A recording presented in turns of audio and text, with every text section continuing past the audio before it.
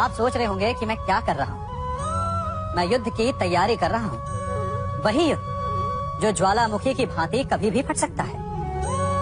युद्ध वही जीतता है जो युद्ध में व्यतीत होने वाले समय से अधिक समय युद्ध की तैयारी में लगाए। जो योद्धा अभ्यास क्षेत्र में जितना अधिक समय दे, रणभूमि में उतना ही कम रक्त बहेगा। एक सामान्य लौ और तीखी तलवार में अंतर यही है कि एक तीखी तलवार को कड़ी अग्नि परीक्षा से होकर जाना पड़ता है, लौहकार की मार खानी पड़ती है। एक तलवार जितनी पीड़ा सहेगी, उसका वार उतना ही प्रबल होता है।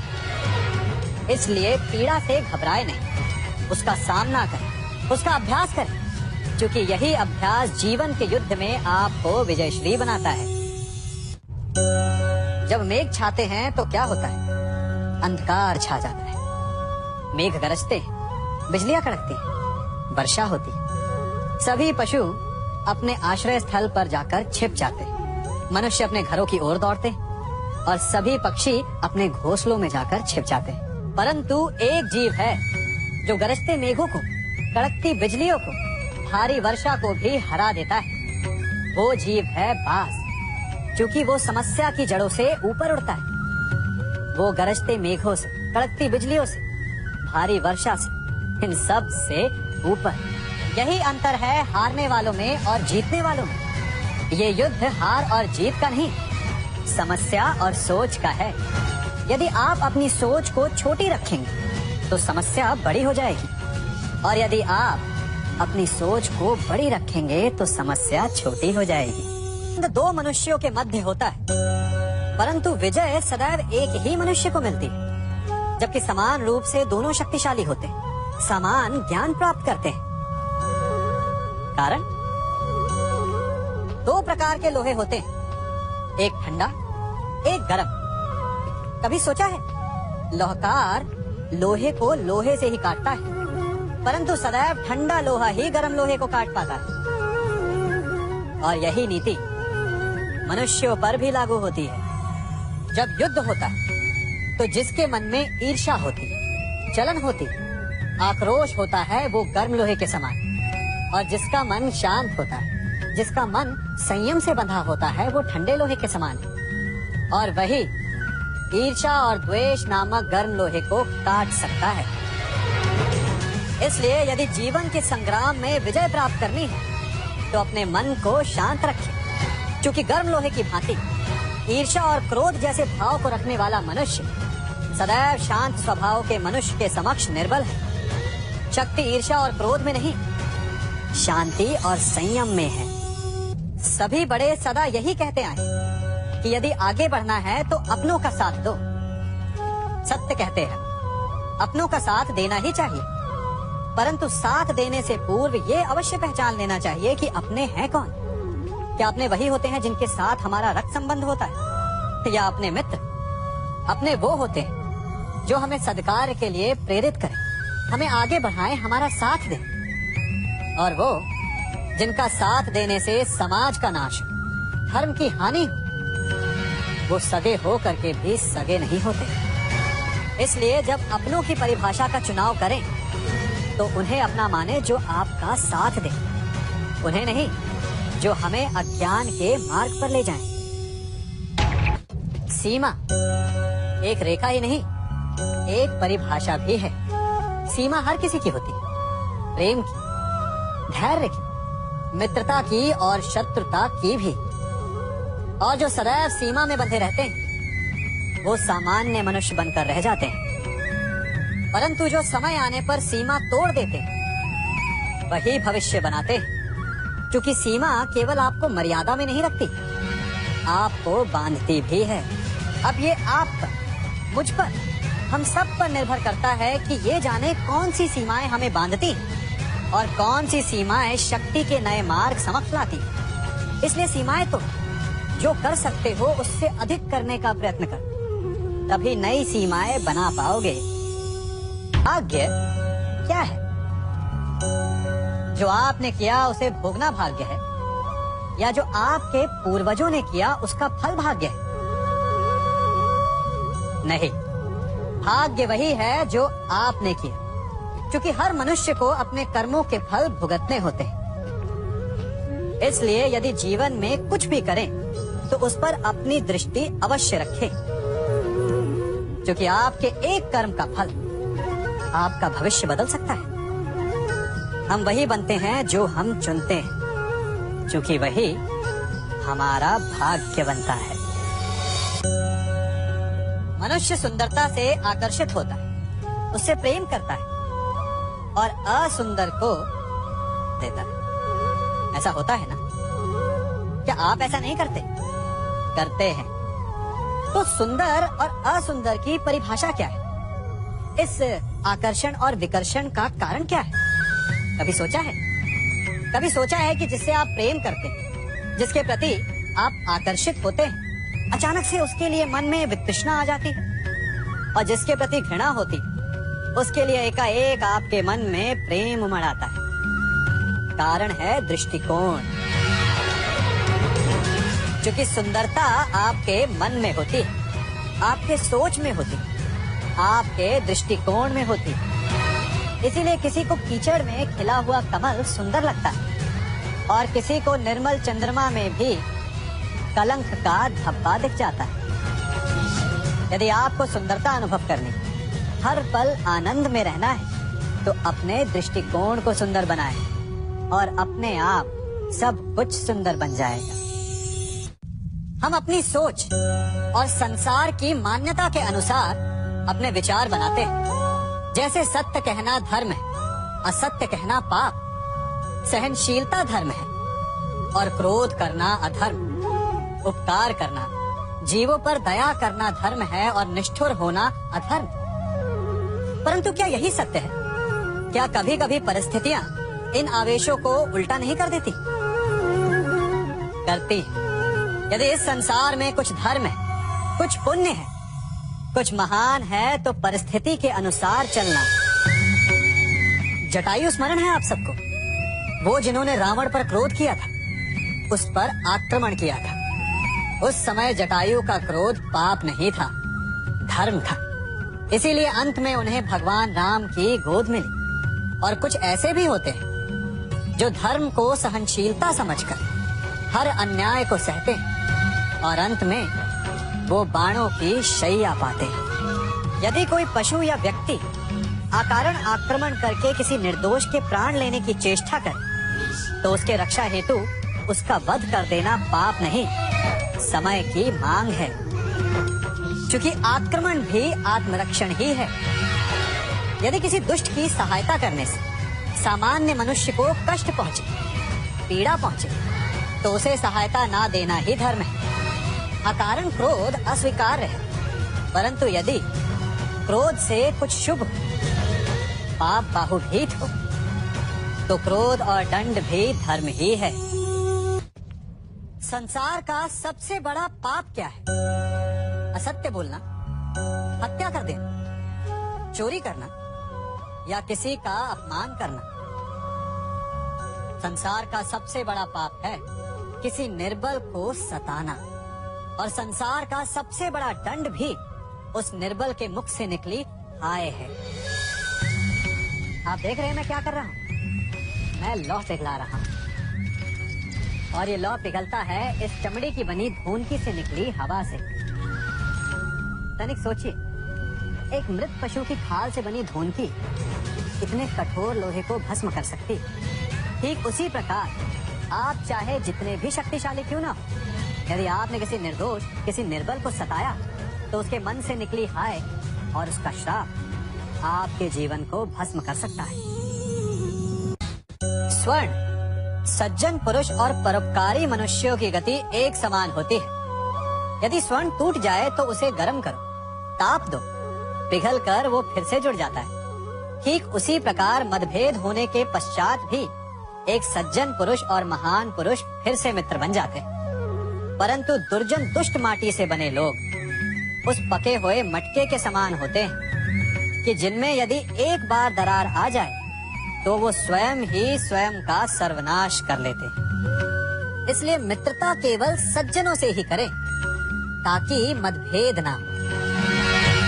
दुष्टों का समूह अपना नाश स्वयं ही कर लेता है।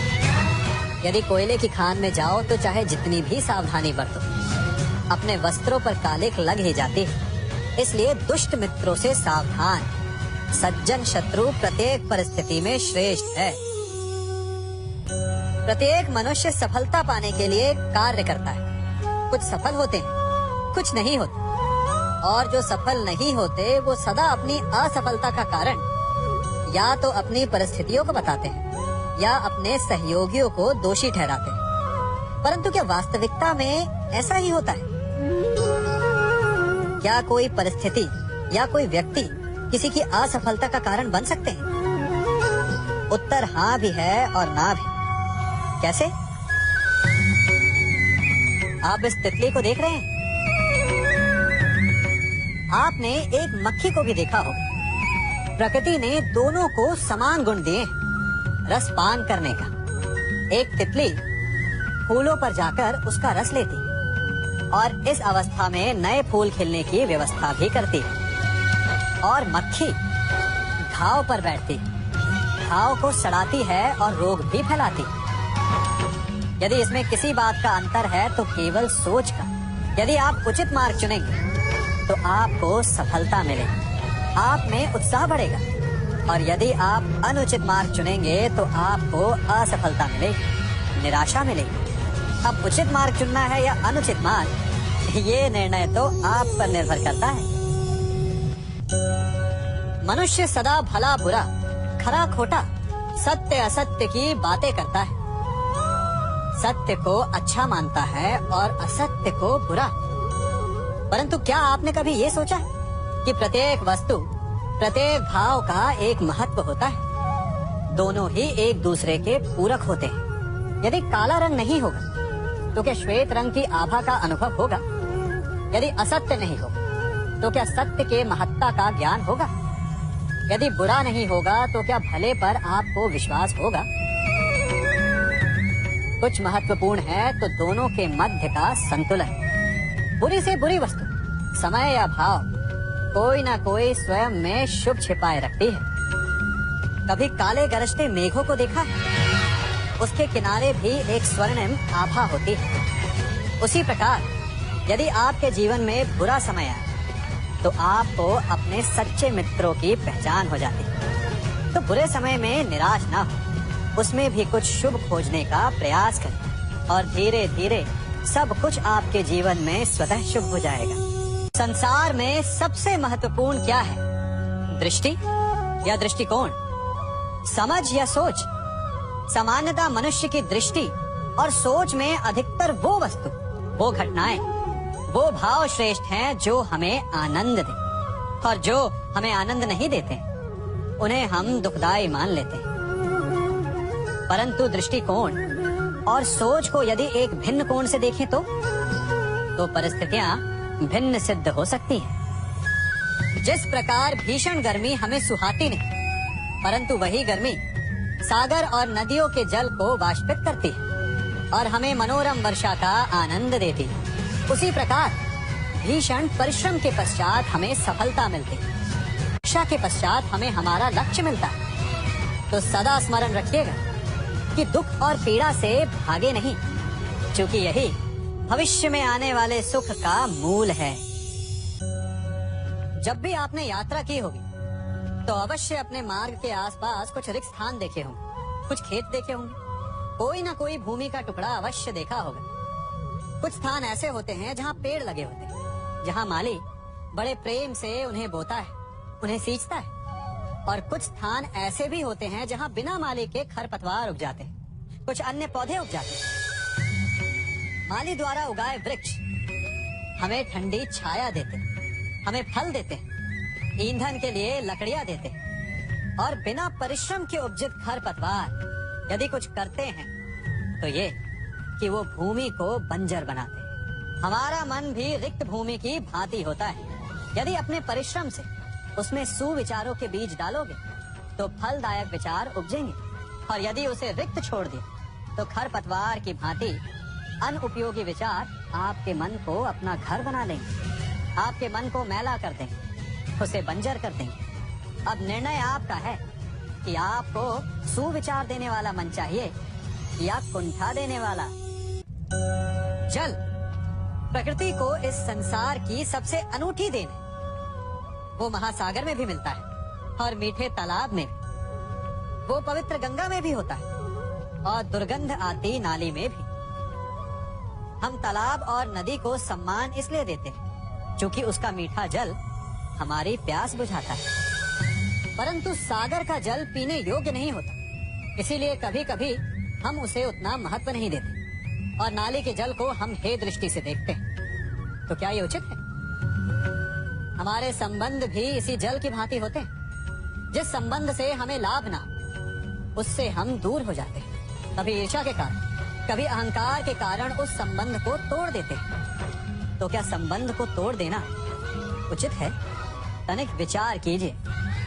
माना कि सागर का जल फसल नहीं दे सकता, परंतु मोती तो देता है। माना कि नाली का गंदा जल हमें किसी भी कार्य के लिए उपयुक्त ना लगे, परंतु वो भी कहीं लगी अग्नि को बुझा सकता है। ठीक इसी प्रकार प्रत्येक संबंध कहीं न कहीं किसी न किसी परिस्थिति में उपयोगी हो सकता है। बड़ी विकट समस्या है। मुझे स्मरण ही नहीं हो रहा कि इस गुच्छे की कौन सी चाबी इस ताले को खोले। बड़ी देर से प्रयास कर रहा, परंतु ये ताला खुल ही नहीं रहा।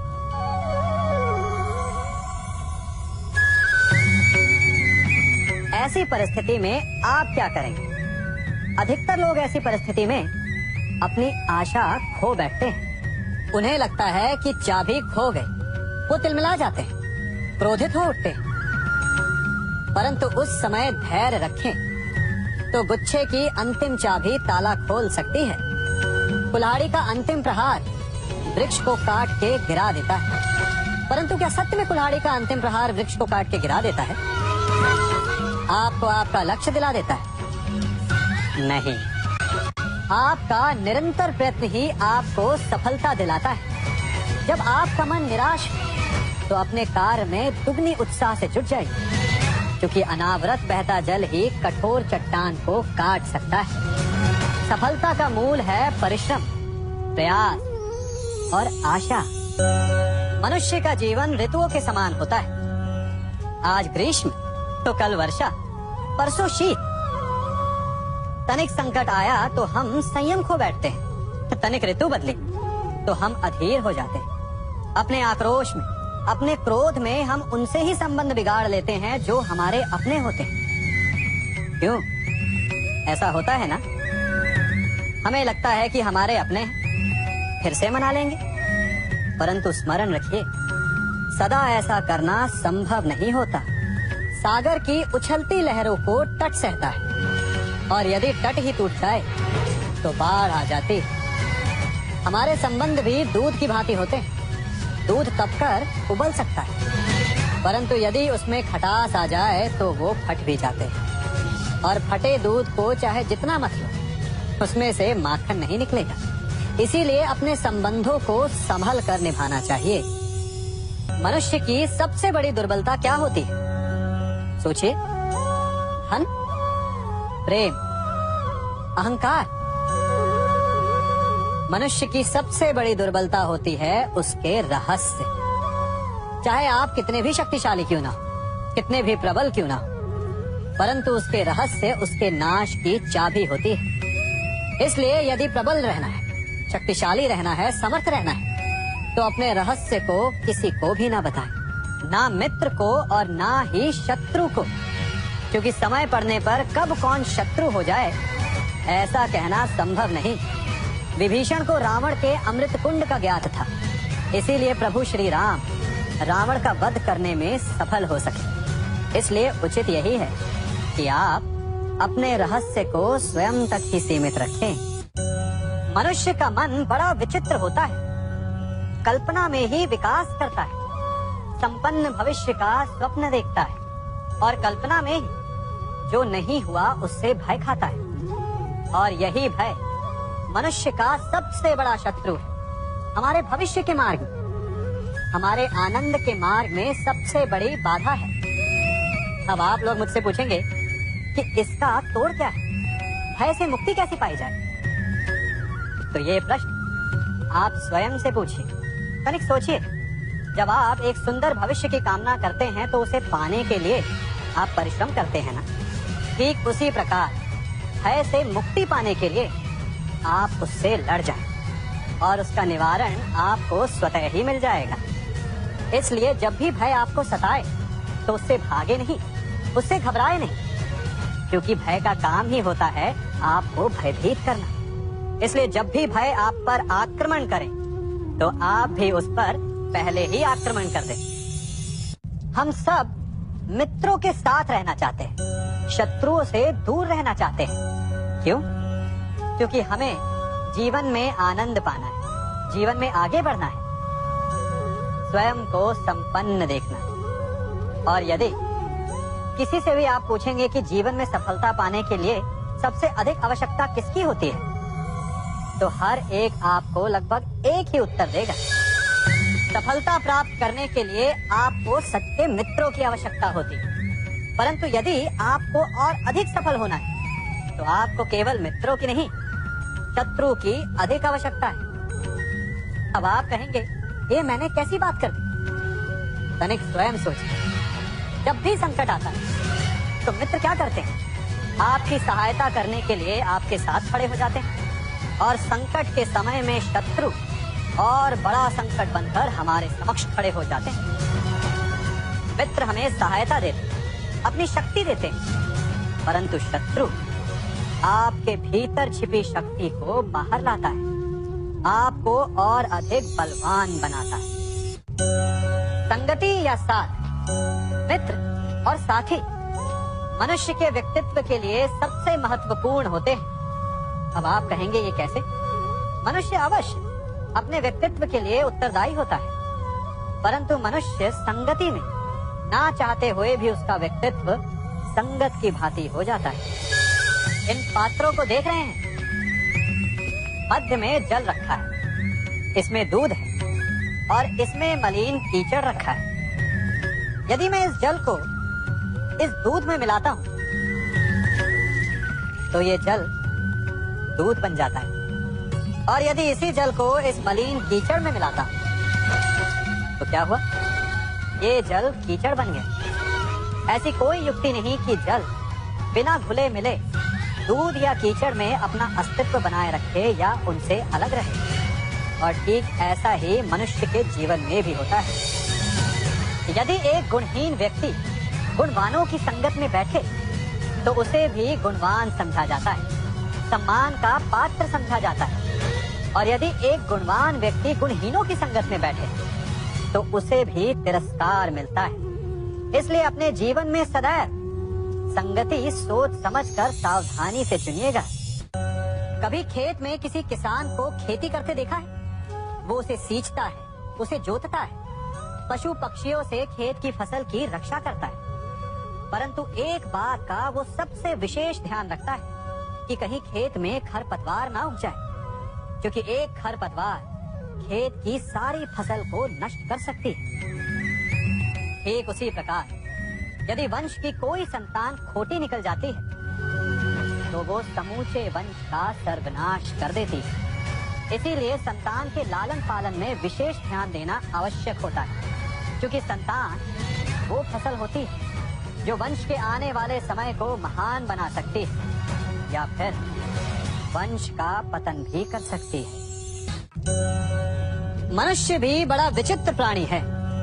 अपनों से नीचे के स्तर के लोगों को वो हे दृष्टि से देखता है, उनका उपहास उड़ाता है, उनसे बार बार कहता है कि तुम्हारा कुछ नहीं हो सकता, तुम भविष्य में कुछ नहीं कर पाओगे। जब मनुष्य के पास धन संपत्ति मान होता है तो वो दूसरों का आदर नहीं करता, परंतु वो एक बात भूल जाता है कि उससे भी अधिक शक्तिशाली कोई अस्तित्व में है, और वो है समय।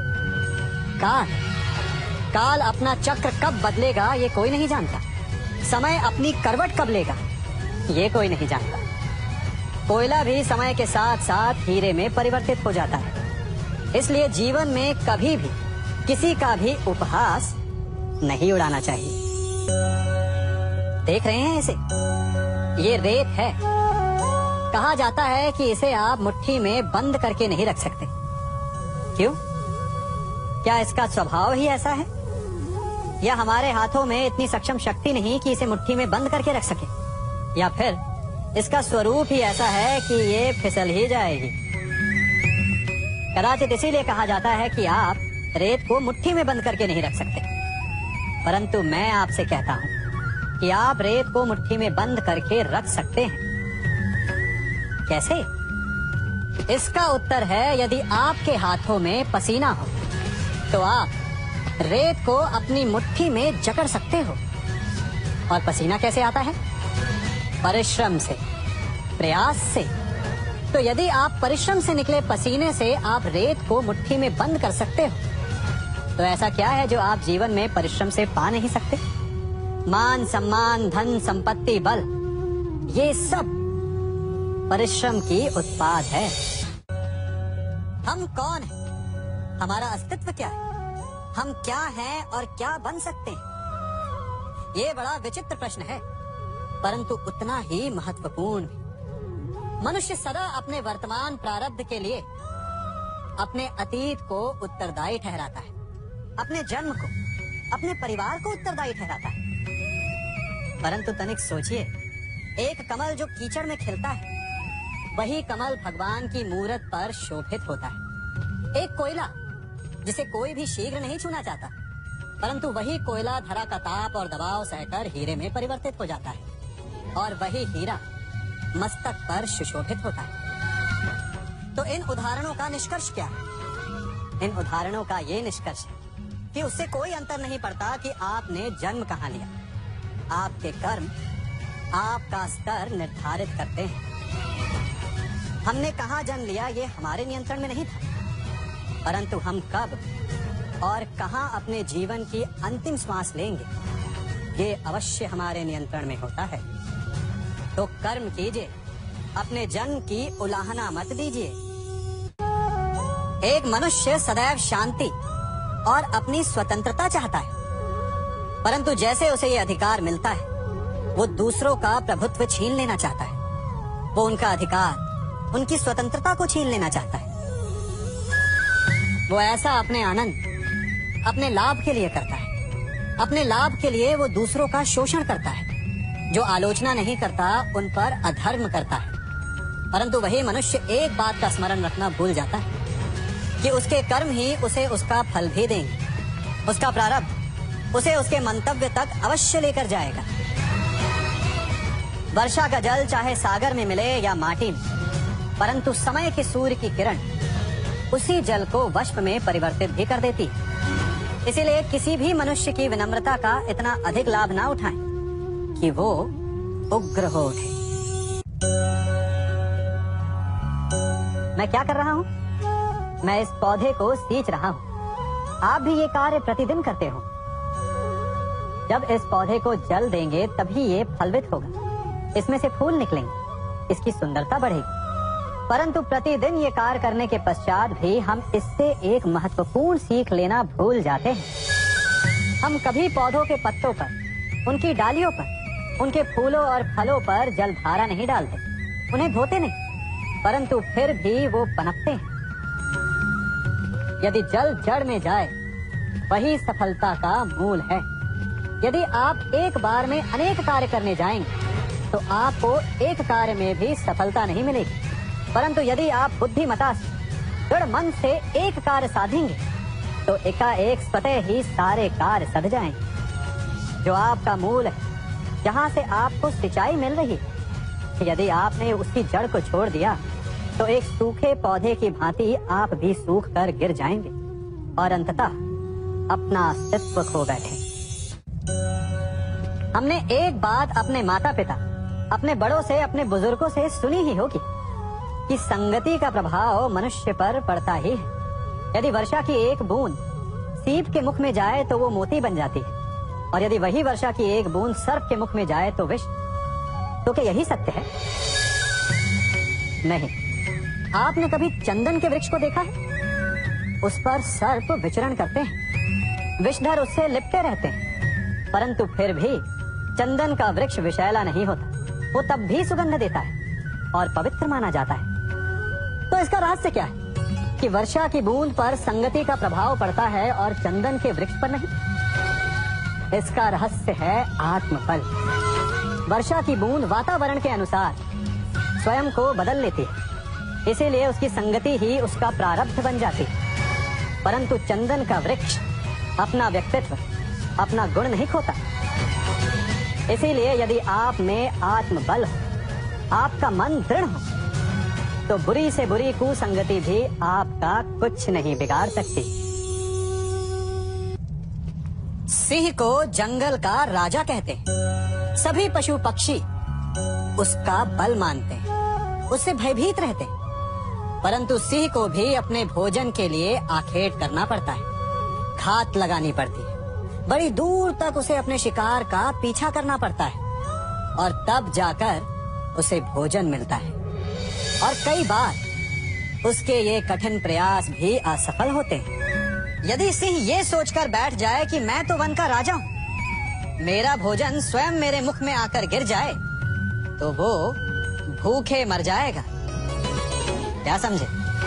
राजा हो या रंक, उद्यम सभी को करना पड़ता है, क्योंकि मेहनत, परिश्रम यही तो सफलता की कुंजी है। यदि जल पाना है तो कुआं खोदने में पसीना बहाना ही होगा। यदि सफलता पानी तो रात दिन परिश्रम करना होगा। बिना परिश्रम के तो देवों को भी अमृत नहीं मिलता। इसलिए परिश्रम कीजिए, आज नहीं तो कल सफलता अवश्य मिलेगी। देख रहे हैं इसे? ये बड़ा भयंकर अस्त्र है।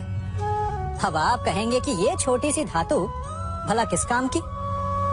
आप चाहें तो इस धातु से वस्तुएं जोड़ लें या फिर चोट भी खा सकते हैं। ये एक धातु लकड़ी के दो पट्टों को एक करके जोड़ सकती है, या फिर आपके शरीर में लग जाए या चुभ जाए तो आपको बहुत बड़ा घाव भी दे सकती है।